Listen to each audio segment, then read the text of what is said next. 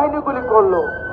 আজকে আমরা স্বল্প শিক্ষিত, না আছে কথা বলার ধরন, না আছে বড় স্যারের সামনে দাঁড়িয়ে দুটো কথা বলার তো দূরের কথা, দাঁড়াতেই আমরা ভয় পাই, আমাদের পাও কাঁপে।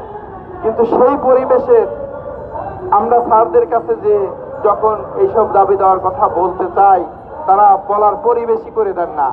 দূরে থেকে এমনও জোনাল ম্যানেজার আমরা পাইছি যে জোনাল ম্যানেজার শাখায় গেলে, আমরা বাইরে তো থাকার অর্ডার আছে, একজন প্রশাসন যদি শাখায় যায়, হেড অফিস জোনাল অফিসের প্রশাসন শাখা পর্যায়ে গেলে, আমরা যে কাজ করি অফিসে, আমাদের হাত ছাড়া এক গ্লাস পানি তার পেটে যায় না, আমাদের হাত ছাড়া তার এক কাপ চা হয় না।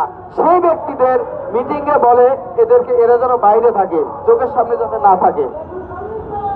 এমনও ইতিহাস আমাদের পাশের ভাইয়ের সাথে ঘটে গেছে।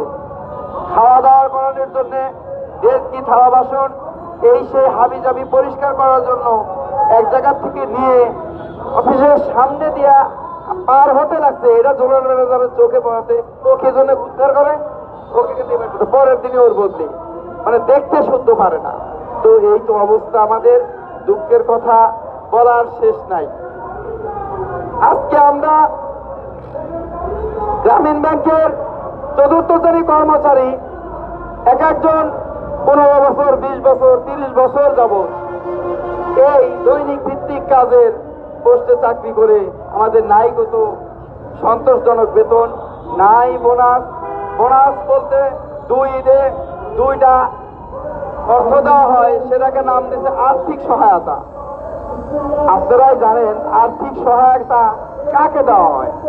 আমার যতটুকু জানি, আমার জানা মতে আর্থিক সহায়তা তাদেরকেই দেওয়া হয় যাদের উন্নত হাত নাই, চলাফেরা করতে পারে না, কর্ম করতে পারে না, অসহায়, অসুস্থ, তাদের ক্ষেত্রে আর্থিক সহায়তারা এই শব্দগুলি ব্যবহার করা হয় বা এইভাবেই আমরা জানি দিয়ে থাকে। কিন্তু এত বড় নোবেল বিজয়ী বৃহৎ গ্রামীণ ব্যাংক নোবেল বিজয়ী প্রতিষ্ঠানে আমরা চতুর্থ শ্রেণী কর্মচারী, আমাদের 2 ঈদে উৎসব হিসাবে আর্থিক সহায়তা সেটা 4,000 টাকা দেওয়া হয়। আজকের বাজারে 4,000 টাকা দিয়ে একটা প্যান্ট আর শার্ট নিজেরই হয় না। একজন ব্যক্তির তার অনুকূলে বাবা, মা, বউ, সন্তান 4-5 জন পোষ্য তার উপর নির্ভর করে চলতে। তাহলে একটা ঈদে 4,000 টাকা যদি তাকে আর্থিক সহায়তা দেওয়া হয়, তাহলে আপনারা জানেন এই 4,000 টাকা দিয়ে